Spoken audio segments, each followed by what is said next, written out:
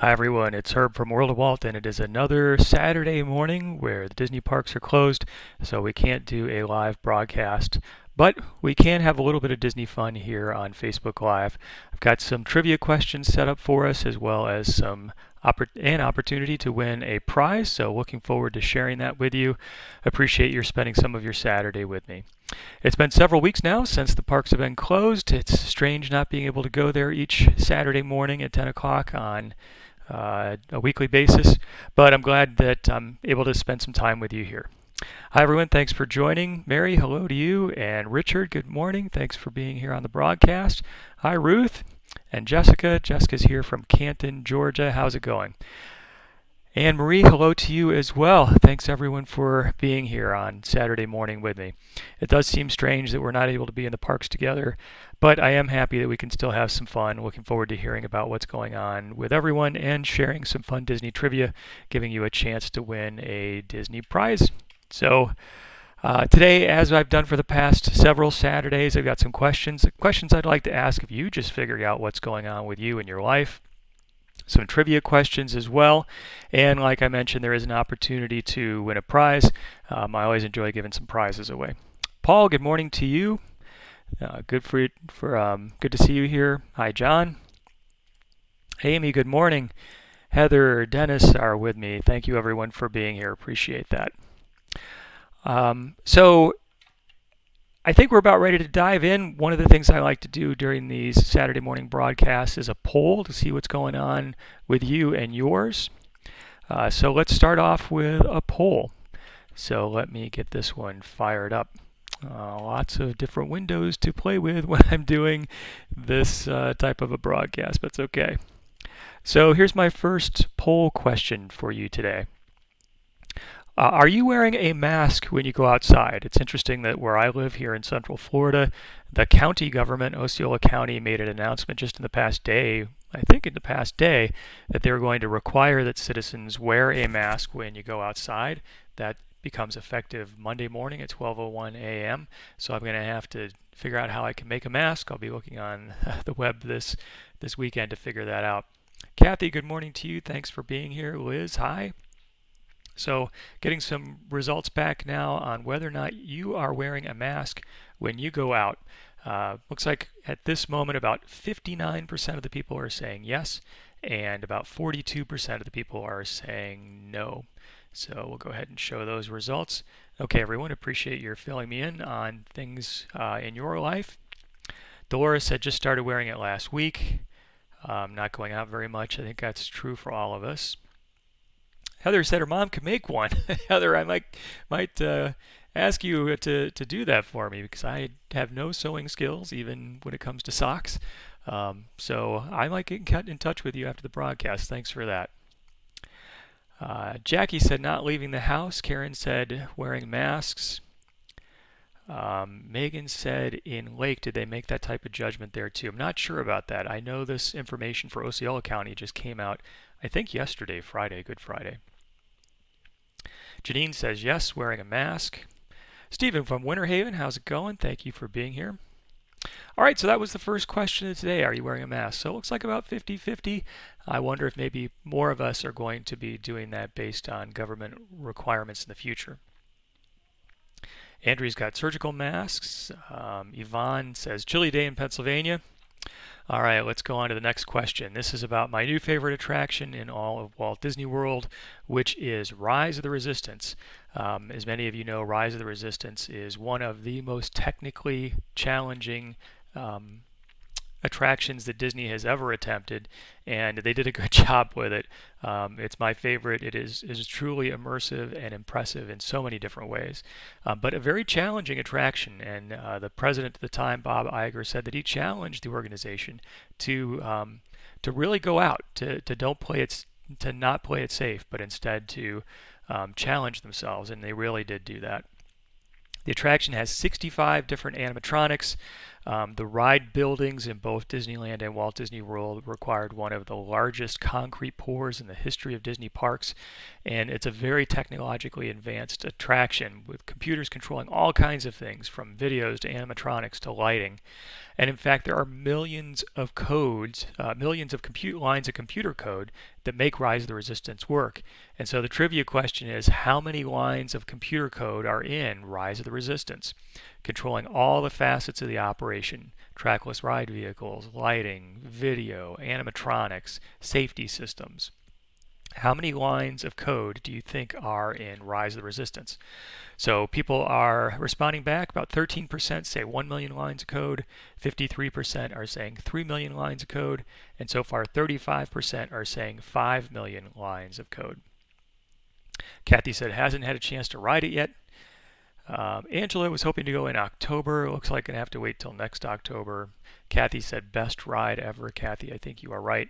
To me, this is the pinnacle of Disney Imagineering.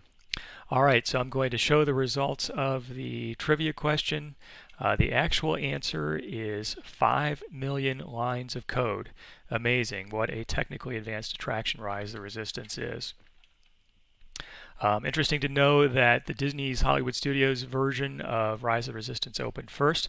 Seems like a long time ago, December 5th, 2019, and Disneyland's opened just this past January, a couple months ago, January 17th, 2020. That seems like so long ago, but the attraction didn't have a long time to be out there in the wild. Michelle, hello to you in Texas. Great way to start her birthday. Happy birthday to you. Thank you for spending a little bit of it with me today. Appreciate that. Christopher is going to go in October. John said went to the parks the week that it closed. I was there the week that it closed as well. A very strange time to be there. Debbie says hopes that she gets to ride it in March of 2021. If you go, I absolutely recommend checking it out. It is, except for maybe really small kids because there are some intense moments, a very family-friendly attraction. There is motion, but if you can handle something like Soarin', I think you're fine. Amy says learning code with students. Very cool. And John wins the award today for the shameless plug for the Pin of the Month Club and the shirts. So John put the link in the chat. Thank you for doing that, John. You can just head to worldofwaltstore.com and check out what I have to offer there. All right, so hope you enjoyed the first trivia question. So now I want to share with you the prize that I'm going to be giving away this week. So past several weeks I've been giving away Disney trading pins. I'm happy to do that again today. So this is one that's kind of fun. It's one of the seagulls from Finding Nemo that says mine, mine, mine. Actually, if you go to the Seas with Nemo and Friends at Epcot, you will see some animatronics of these seagulls out front. They're a lot of fun, and if you wait for just a second or two, you will hear someone in the crowd, I'm sure, saying mine, mine, mine, which is always kind of fun. So if you'd like to win this prize this week, here's what you do. Send an email to me. Address that email to info@worldofwalt.com, and in the subject line, just put the word mine. So you don't have to put anything in the body, but if you'd like an opportunity to win this pin, send an email to me. Send it to info@worldofwalt.com, and in the subject, put the word mine. Send it to me before end of day on Tuesday, April 14th, and I'll pick someone to win. I've sent out the pins for the past few weeks and really enjoy sharing them with everyone. And when you do enter to win, I'll also sign you up for the free World of Walt weekly newsletter, which is a great recap of all the Disney news that's happened in the past week. Valerie says loves the pin. I think it is a lot of fun. Thank you. Kathy said you can hear him on the submarines at Disneyland. That's very cool. You know, I had a chance to go on Nemo's submarines. I think that's the name of it at Disneyland last time I visited. And that is a fun take on a classic attraction, the old 20,000 Leagues Under the Sea as I remember it. Dawn said the grandkids love those birds. They are fun. You can't just you can't help but sort of mimic them and just enjoy everyone else enjoying the birds too. Leslie said it's a great pin. Thank you, Leslie. Appreciate it. Cheryl said she's one of those people that says mine, mine. It's fun to do. It is fun to do. All right, let's move on to our next trivia question. As always, I try to make them a little bit interesting, a little bit tricky. So this one is about Disney Imagineering legend Mary Blair. So Mary Blair was a pioneer in the Disney company in a lot of ways. Her uses of color and design are really groundbreaking with style.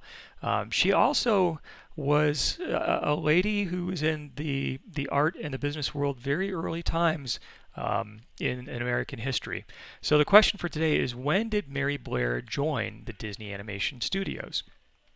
So you might know Mary Blair passed away in 1978, but had a lasting impression on Disney and the art world. She came up with concept art for movies like Alice in Wonderland, Peter Pan, Song of the South, and even Cinderella. Her influence in Cinderella is very, very strong with the color palette and the design. In the parks, you can see her designs in Small World, very iconic. And if you go to Disney's contemporary resort at Walt Disney World in Florida, she designed all the tiles that are in that hotel. Mary Blair was inducted as a Disney Imagineering legend, a Disney legend in 1991. And she had a very long and illustrious career with the Walt Disney Company. So my question today is, what year did Mary Blair join the Disney Animation Studios? So it looks like, Dawn's on the line. Hey, Dawn, looking to go back in October. Good for you. So 15% people are saying 1938. 31, 1940, 35, 1943, and 20% are saying 1951. So this trivia question seems to be split across the answers quite a bit. Hey, Matthew, good to see you. So the correct answer is actually 1941. So Mary Blair joined the Disney Animation Studios. She worked with them on and off for many, many years. Had a big influence on the company and really was a pioneer for ladies at Disney and in animation and art. So Mary Blair, very interesting character in the world of Disney. So correct answer, 1940. Samantha said when it opened, she's going to be there. Hi, Roberta. Hello to you and everyone else. Thanks for joining me here today. Dawn asked a good question. Does Mary Blair have a window somewhere? So many of you might know that Disney honors people who have a special place in the company history with windows on Main Street, USA. I'm not sure if Mary Blair has a window on Main Street, USA. If she doesn't, she definitely deserves one, but I'm glad she did get the honor of a Disney legend. Cheryl in Indiana, how's it going? Thanks for being here. And Marcia, good morning to you. Says stay safe and healthy. I hope you and everyone else do as well. Linda, good morning from Kissimmee, not too far down the road. Thanks for being here. All right, let's take a next look at our question. Let me get the poll up. I'm just kind of curious for everyone. So have you personally had a chance to see the Epcot Flower and Garden Festival? So one of the longest running festivals at Walt Disney World, Flower and Garden, turns the Epcot park into beautiful topiaries and plants and beds of flowers, very pretty. So just wondering, how many of you here on the broadcast today have had a chance to see the Epcot Flower and Garden Festival? This year, the Flower and Garden Festival is supposed to go from March 4th to June 1st, 2020. It did successfully open on March 4th, but that was just a few days before the park shut down because of the coronavirus. Scheduled to go till June 1st. I guess it will end on June 1st. We'll have to see what things look like at that time, whether the parks are even going to be open. So looks like at this moment about 68% of the people have seen Flower and Garden, about 35% have not. So thanks for sharing with me. Jeffrey said saw the Flower and Garden back in 2017. A lot of the things in the Flower and Garden come back each year. You always see the plants and the beds of flowers. You always see the topiaries. The kitchens, the outdoor kitchens have been growing over time. Jeff, good morning to you from East Tennessee. Thanks for being here. Christopher said the flowers are beautiful and likes the butterfly area. Me too. There's a butterfly garden which used to be by Club Cool, which has now been demolished, but a place where you could go in and see butterflies hatching and they would be flying around inside the greenhouse. Very cool. Debbie says, love spending Saturday mornings and getting a Disney fix. Thank you, Debbie. I appreciate your being here. Kelly said the topiaries are beautiful. Didn't see it this year, left on March 3rd. Hope you get the chance to see it in the future. It's a lot of fun. All right, so thanks for sharing some memories with me about the Epcot Flower and Garden Festival. Let's take a look at our next question. These I always think are kind of fun. thinking back about how much some Disney attractions cost to build. So my next question here is, what was the cost to build Expedition Everest? So Expedition Everest, one of the e-ticket attractions at Disney's Animal Kingdom, one of my favorite coasters. It actually went into the 2011 Guinness Book of World Records at that time as the most expensive roller coaster ever built, including all the sets, the coasters, the ride buildings, the technology, the development. So the question is, how much did it cost to build Expedition Everest? So the poll results are coming in. About 20% are saying 85 million. 53%, the most popular number so far, is saying 95 million, and about 30% or so are saying 100 million. Kathy's saying Everest, one of the best roller coasters anywhere. I agree with you. Nicole says it's very fun. Jennifer's guessing 100 million. Tom is guessing 100 million. The most popular vote right now is for 51 million. Cassie says, yay for Disco Yeti. So for those of you who might know a little bit about Expedition Everest, the Yeti, one of the biggest and most complicated animatronics ever attempted at the time, was so big and moved so much that the engineering forces on its concrete base were stronger than expected, and Disney was concerned that if the Yeti continued to operate in that way, it was going to crack the foundation or something was going to break, something really bad was going to happen. So Disney put the Yeti out of its movement mode and into something called Mode B, I think. Some people call it disco mode, because instead of the Yeti actually moving, there is a strobe light on the Yeti, which gives kind of the appearance that the Yeti moves. Joel Rohde, one of the heads of Disney Imagineering, has promised us all that one of these days they are going to fix the Yeti so that he will once again move. But that fix is going to be a very expensive and complicated one, because the Yeti is like on top of a huge pedestal inside an enclosed building, and it's not an easy fix, especially when you're talking about concrete and attraction that's very popular.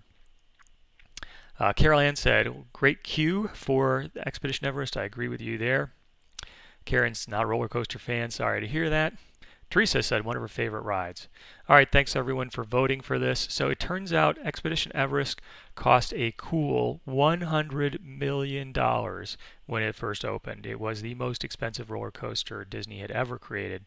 And actually, I think they got their money's worth. It really is a tremendous attraction. Definitely a favorite at Disney's Animal Kingdom. Kathy says, eyes are shut. As long as you're experiencing the fun of the coaster, that's cool. Wayne says, great time to get it fixed. That is an interesting point. Unfortunately, it seems like all of the construction projects around the Walt Disney World Resort and pretty much most places have been shut down because of social distancing.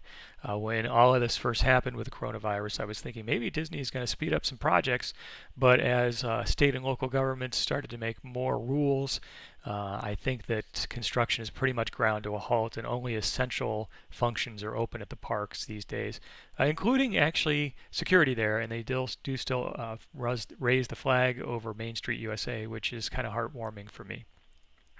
Kathy said the first row is the best. It is a great ride. All right, so speaking of attractions, let's take a look at our next attraction question. This one I thought was pretty interesting.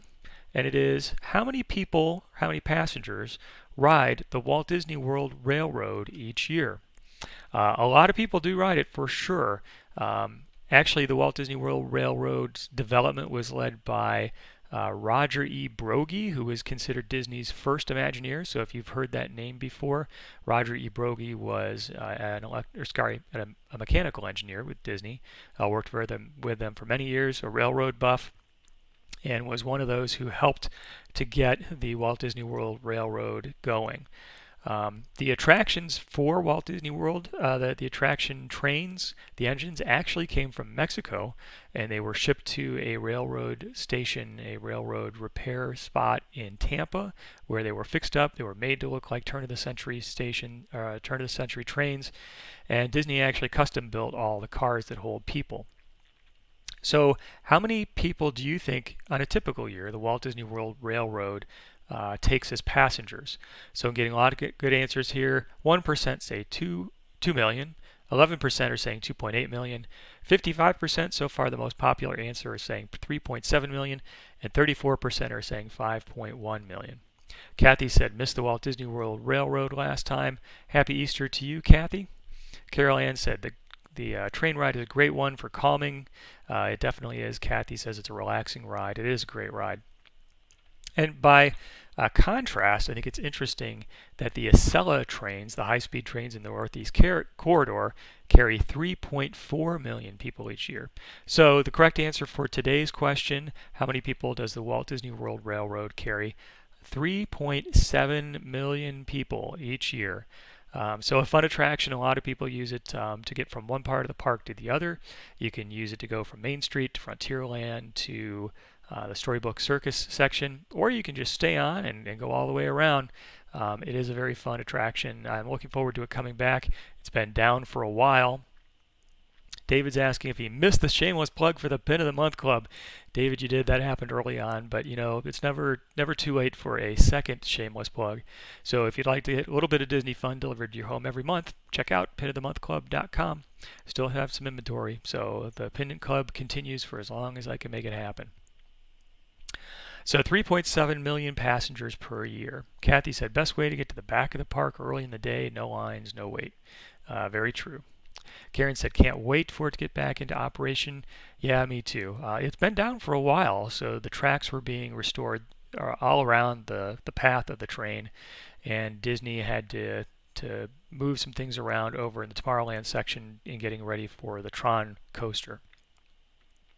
Robert said, do the 360 trip. I recommend it. Missy asked why it was down. It was down both for the construction of Tron and Tomorrowland, as well as just some general repairs on the tracks. All right, next question. Another opportunity to win the pin. So just as a reminder, if you didn't hear this earlier in the broadcast, I am giving away a Disney trading pin today. If you'd like to win it, what you can do is send an email to me. Send that email to info@worldofwalt.com, and in the subject line, put the word mine. No need to put anything in the body of the email, and I will enter you to win this Disney trading pin, the seagulls from Finding Nemo. Send your email before Tuesday, the end of day on Tuesday, April 14th. When you send it in, I'll make sure that you are subscribed to the World of Walt newsletter, which is free and comes out each Monday. It's got a great recap of whatever's been going on in the world of Disney the past week. David says, loves riding the train all the way around. Brian said, old trick is to go to the back of the park first. This is true. Many people, when they enter a theme park, will get in line for whatever the first thing is that they see. This is especially true at Epcot. So Spaceship Earth often has very long lines early during the day. People don't want to do backtracking. But if you go to the back of the park first thing, wherever that might be, oftentimes you're able to get on attractions much more quickly. I have been able to go on the Big Thunder Mountain Railroad first thing in the day, and there were so few people that the very kind cast members allowed us just to stay on and go 4 or 5 times in a row without even getting off. So no guarantee that might happen to you, but it is fun. Kathy said it's a great newsletter. Kathy, thank you so much. I appreciate that. I appreciate your checking it out. It's a great way to just share the fun of what's been happening the past week or so. Eric says, misses the train. Me too. Definitely look forward to it coming back. All right, let's get the next question up here. This was an interesting development this week in Disney news. So someone from the Walt Disney Company said they are looking forward to a time when the parks might be reopening again. And so it's good. It is important that everyone is following government regulations at this time. It's a very strange time. But it's also important that businesses, include Disney, look forward to what it will be like once they're going to reopen the parks. And one idea that someone from the Disney company floated this week in an article was that Disney may begin to check the temperatures of guests before they enter the parks. This is part of trying to keep people safe and help them feel safe. It's also one of these things that we've kind of gotten used to over time. So there are bag checks when you go in. Someday there may be temperature checks when you go in. Edna says, thanks for giving us this time. Happy to do it. I appreciate your being here. So what Disney representative this week said that they are considering the idea of temperature checks when you enter the parks. So 9% of the people are guessing Josh D'Amaro. Josh D'Amaro is the president of the Walt Disney World Resort. It was not Josh, although he is a very good suspect. 26% of the people are guessing Bob Chapek. So Bob, up until about a month or so ago, was the president of Walt Disney World, actually the president of Disney Parks. Now he is the CEO. But the person who suggested this idea was the former CEO, but still executive chairman, Bob Iger. So it's interesting to see. Most people got this one right. Bob Iger is still a name definitely associated with Disney leadership and Disney executives. Will be interesting to see if this is something that Disney does. I know that the cruise lines, some cruise lines before the shutdown were testing people's temperatures. I heard a story about someone who had to go into a hospital for business reasons this past week, and they took their temperature. So this idea of taking temperature to get into a public space is something that I think businesses and government will be checking out. Scott said a future Disney souvenir is going to be a Mickey ear face mask. This could happen. This could happen. Helen got another one right. Good job, Helen. Jeff said, how long has it been since you have not been to the parks for this length of time? Wow, I'm not even sure. I typically go to the parks several times a week. I'm blessed to live very nearby and have an annual pass, and it's something I like to do. I go to buy pins. So it's been a very long time, many, many years, since it's been this long in between my visits to the theme parks.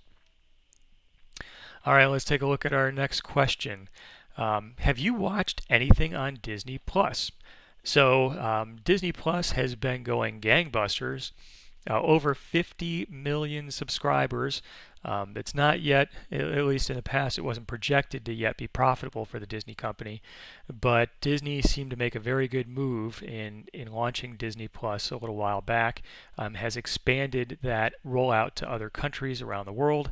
And a lot of people these days seem to have a lot of extra time on their hands. So many of them are watching Disney Plus. And the news this week is that the subscriber level for Disney Plus has gone over 50 million. So I'm wondering, have you ever watched anything on Disney Plus? Are you one of those 50 million subscribers?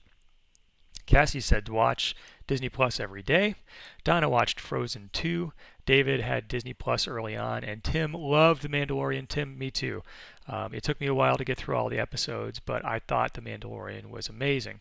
I also read some stories about the production of The Mandalorian, and most of the scenes were created against a huge not a projection screen, but like a TV screen background, where the backgrounds were actually created with computers, and then as the scenes moved and the actors moved and the cameras moved, the background was computer generated and moved along with them. They said it really could be a game changer in how companies create movies. And I didn't read that article about the production of The Mandalorian until I'd watched all the episodes. I couldn't believe it, because when you're watching The Mandalorian, everything there looks real. So amazing, amazing development for Disney Plus. Jeff said the Imagineering story was great. Another one I would highly recommend if you have a Disney Plus subscription. The Imagineering story, a lot of fun. You won't necessarily learn a lot of new things. You may, but I wouldn't say there was a lot of news there. But the storytelling and hearing directly from Imagineers was a lot of fun, as well as the imagery, the videos, the photographs were nicely restored, just beautifully done. Pedro said, waiting for the new Star Wars to come out on Disney Plus. I will definitely check out that film when it does. Zoe said, just had Disney Plus in the UK and loved the Imagineering story. Glad you had a chance to see it. Amy Beth watched Onward, Stargirl, Mandalorian, Clone Wars. I watched Onward 2 when it first came out, and I really enjoyed it. Good Pixar movie. It was in theaters when everything hit with a virus. Disney took it out to Disney Plus a lot sooner than anticipated, but it really is a great story, a unique adventure between two brothers and a story about them and their mom and dad. So good movie. I would definitely recommend it. All right, so it looks like 73% of the folks here have seen something on Disney Plus. So a lot of us are Disney Plus fans. All right, this next one is going to be interesting because, as some of my trivia questions are, it's a little tricky, but again, it's mostly just fun. So how many triangles are there in Spaceship Earth? And I'll tell you why this is tricky in just a little in a minute as we start to get more answers in here. So interesting factoid about Spaceship Earth at Epcot. So the cladding, those triangles on the outside, was designed so that when it rains, the water doesn't pour off the side of the structure onto the ground. If it did, there would be like a waterfall all around. People would get soaking wet.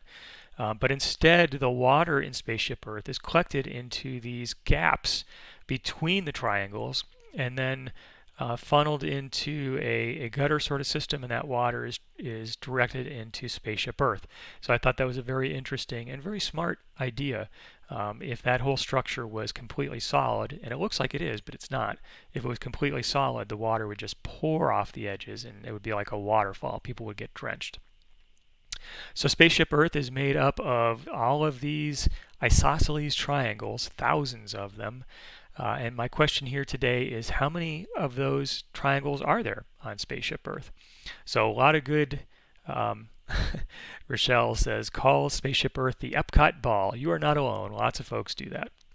Johnny said, how long would it take to count all those isosceles triangles?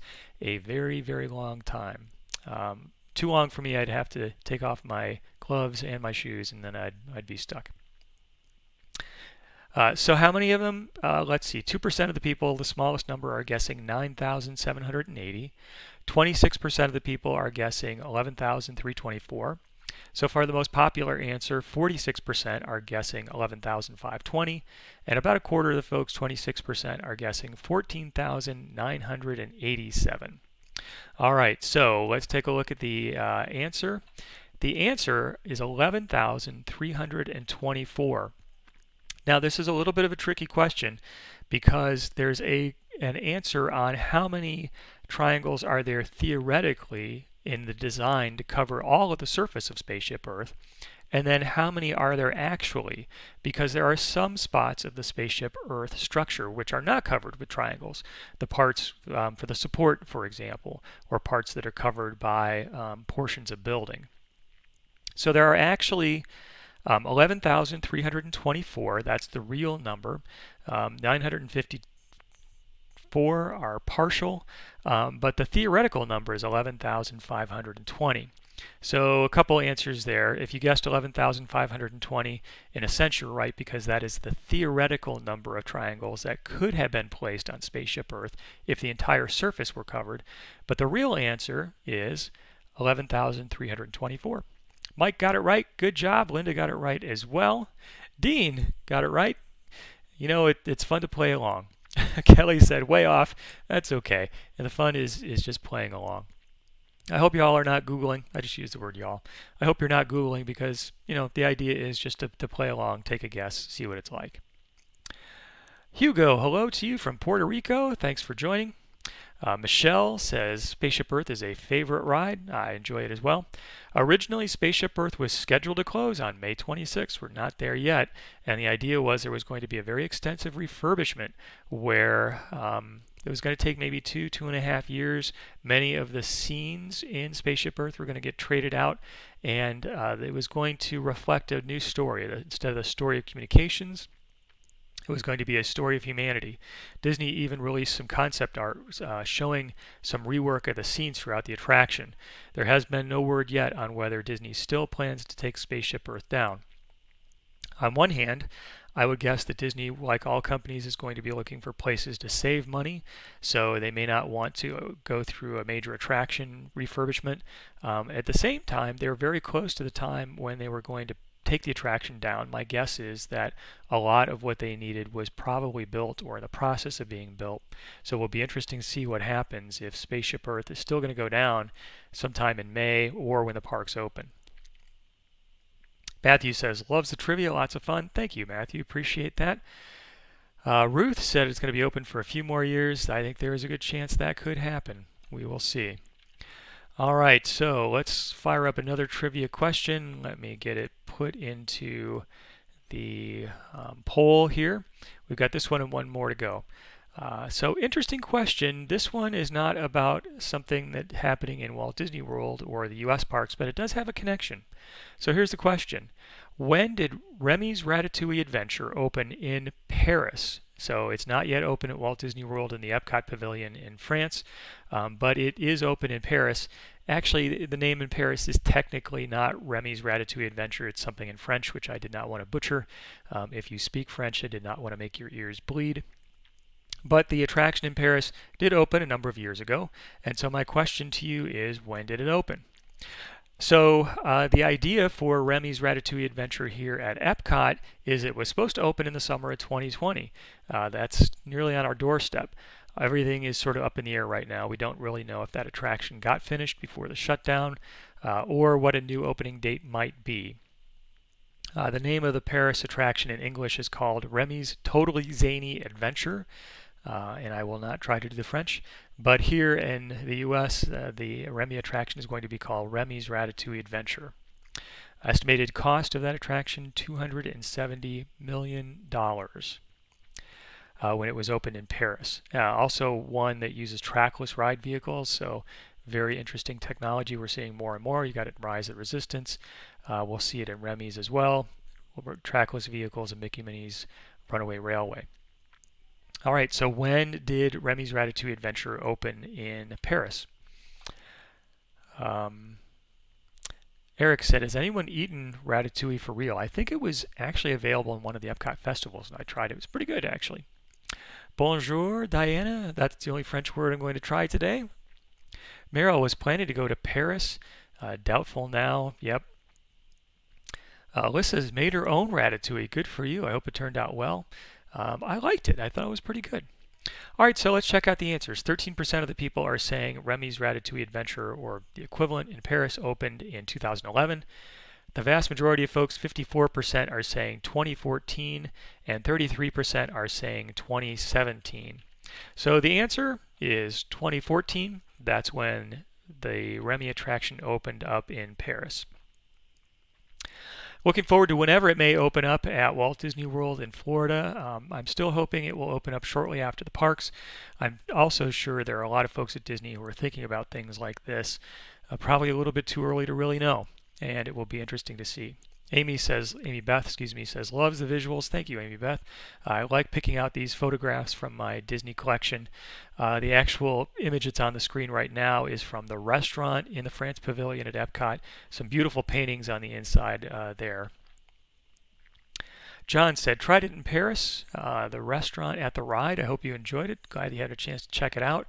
I did have a chance to see Remy's Ratatouille Adventure in a media preview before all of this happened. Many parts of the attraction were done, and it does look like you are shrunk down to rat size. Very much looking forward to seeing Remy's Ratatouille Adventure. Larry got it right. Good job, Larry. Okay, so let's head over to our last question for today. Let me close the results on Remy's Ratatouille Adventure. And I will tell you up front that this next question, this one's just sort of a general discussion question, so no poll on this one. One poll left, but this one is where I'm just looking forward to seeing your responses in the chat. So no poll here because probably too many options. So I'm curious, what is your favorite Disney dinner show? There are a number of Disney dinner shows. They are very popular. So I've had a chance to see the one in the Polynesian. I've had a chance to see Mickey's Backyard Barbecue. I guess you could kind of call it a dinner show. It's more of a meet and greet, I guess. Had a chance to go to the one at Pioneer Hall. Anna said, when Disney opens, am I going to be there on day one? Sort of depends on when that comes, and if there are some restrictions. I do plan to go as soon as the parks are open and as I safely can, and I'm permitted to do so. Very much looking forward to that as well. So, looking for a favorite dinner show. Tim said Raglan Road. I've had a chance to see that. Barbie's not done a dinner show. Kathy is saying definitely the Hoop-Dee-Doo musical review. That's actually the photo I have on the screen. The Hoop-Dee-Doo musical review. All you can eat. Oh, lots of folks are saying that. Bill's voting for Hoop-Dee-Doo musical review. Krista saw the Polynesian show. Miriam was a fan of Hoop-Dee-Doo musical review, or at least saw it. Wayne said the Poly in the 70s. Not as good as it used to be. Interesting. I went to the Polynesian maybe 15 years ago for the Spirit of Aloha show. Didn't get a chance to see it way back when. Kim, Spirit of Aloha and Hoop-Dee-Doo musical review. Larry's voting for Hoop-Dee-Doo musical review too. He was on stage. Good for you. It's always fun to be a part of the show when you're in the audience. Julia said only done one. It was the Polynesian. It was a lot of fun. Robert said the Hoop-Dee-Doo was popular for the whole family. You know, the food at the Hoop-Dee-Doo is really fun and really delicious. They bring out plenty of it family style. So if you like chicken and ribs and mashed potatoes and corn and especially strawberry shortcake, definitely recommend the Hoop-Dee-Doo musical review. Dolores said has not had an opportunity to do it yet. Christopher says chicken and ribs. Very good. Looking forward to going back and checking it out one of these times. Oops. Okay, I got to close the poll for Remy. Okay, so Nancy said only done one. It was the Hoop-Dee-Doo, so that is her vote. Makes a lot of sense. All right, so let's check out our last question for today. And I'll admit this is a trick question, but it's still going to be fun anyway. So Disney made an update to the montage series in the American Adventure, the attraction in the America's Pavilion at Epcot. They made an update to the montage movie scene in 2018. The montage shows some famous points in American history, and in I don't know, 2, 3 times Disney has made updates to this montage. And so the question is, what entrepreneur did Disney add to the montage scene in the American Adventure back in 2018? 2018, not that long ago. Disney's made a couple different updates. In 2017, they added some folks, and I think they made an update to the montage in 1993. That's when they added some scenes from 9/11. So who was added though in 2018? So 36% of the people are saying Elon Musk, 49% of the people, give or take, are saying Mark Zuckerberg, and 15% of the people are saying Beyonce. Kelly says she has no clue. That's okay, Kelly. It's still okay to put a vote in, take a guess. That's part of the fun. Lynn said, "Love the Adventurers Club." Me too. I kind of miss it. Many folks hope that something like that might come back. Not sure exactly. I think there were probably some issues with capacity and profitability, maybe even liability. But the Adventurers Club was a lot of fun. Actually, I had my head feather dusted one time by one of the actresses in the Adventurers Club, and I think I turned beet red. Robin says, never been in the American Adventure before. Robin, it is your patriotic duty as an American citizen, if you are indeed one, to check out the American Adventure. Great attraction, great technology, great storytelling. One of these things that we may not see come from the Disney company ever again. Something is not focused on intellectual property, but more about history and education combined with entertainment. Rich said Adventurers Club was a blast. All right, so who was added in the montage sequence in 2018? So here's the trick.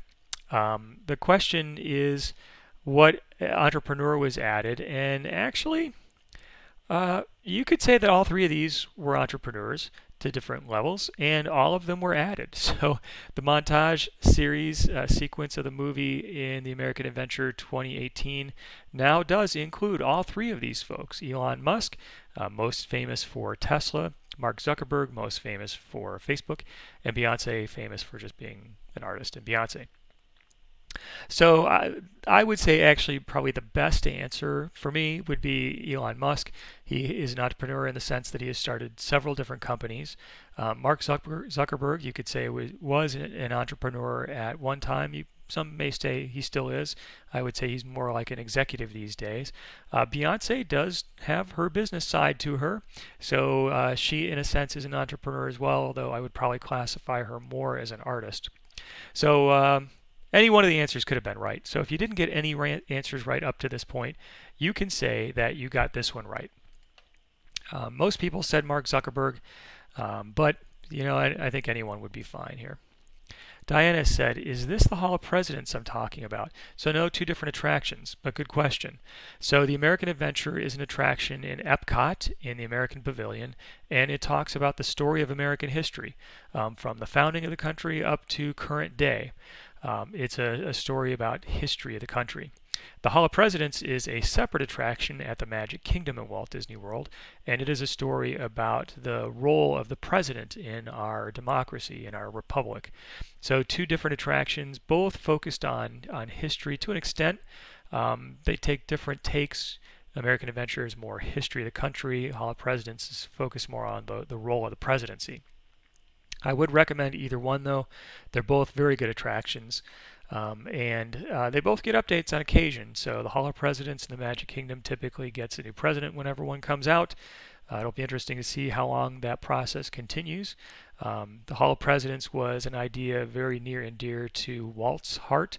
Walt Disney was a fan of Abraham Lincoln, especially. It was his idea to have an attraction dedicated to the U.S. presidency. And so eventually that did happen. The American Adventure, also tough attraction in that how do you take a full 200 plus years of history and squish it down into 20 minutes and make it something that people want to see. Barbara said one of her favorite attractions. Dave says loves the American Adventure, a moving experience. That it is. Susan says thank you, enjoy the show from Tallahassee. Thanks, Susan, appreciate that. Diana says need to visit the American Adventure, never been, so I do hope you do get a chance to check it out. Cynthia says, thanks for a great diversion. You are welcome. Oops, Ellen said that, sorry. Ruth said I should do a tour of Epcot using the photos I've taken. That's an interesting idea. I do like to share my photos. I put them up on the website quite often when I write articles at worldofwalt.com. Alexandria said, see the Voices of Liberty. You'll want to make it a tradition. Very true. So the pre-show for the American Adventure is the Voices of Liberty, an a cappella group with people who are extraordinarily talented and sing a lot of very moving patriotic songs. Definitely check it out. Patty said, I'm a good commentator. Patty, thank you very much. It's really kind of you to say that. When I'm here, it's a little new for me to be looking at the camera, trying to monitor the polls, the comments, the slides. So it's often making my brain work on overtime.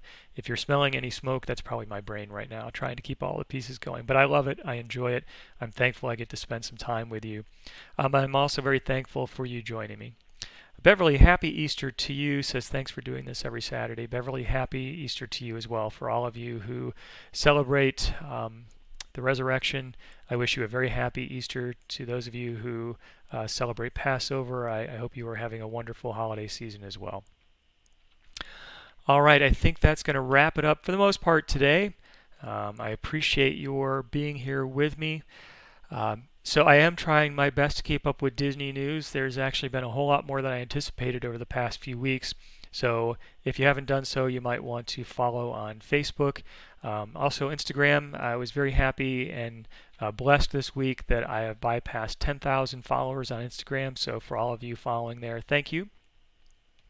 If you haven't signed up for the World of Walt newsletter, you can do that at worldofwalt.com, or if you entered to win the pin today, I'll make sure you get added to the subscription.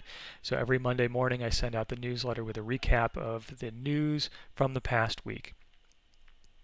Kelly, happy Easter to you and yours. Jamie, happy Easter. Tracy said, keep her on track for Saturdays. Glad to do that. Cheryl says, thanks for doing it. Comforting to have a little bit of Disney on Saturdays, and happy Easter as well. It's my pleasure to be able to share this with you. And thank you to all of you for joining me. It's only because you watch these videos, you comment, you go to the website, you like the Facebook posts. It's only because you do all those things that I sometimes get special opportunities with the nice folks at Disney Media Relations to bring you previews. So I'm very thankful for all of you who participate in the World of Walt community. So thanks again for joining me today. I hope you have a wonderful Saturday, and for those of you who celebrate a very happy Easter, we'll be joining our worship services for Easter online this Saturday, or excuse me, this Sunday. A little bit different, but those are the times that we have. So thank you again for joining me, and I hope you all stay safe. And until next time, God bless.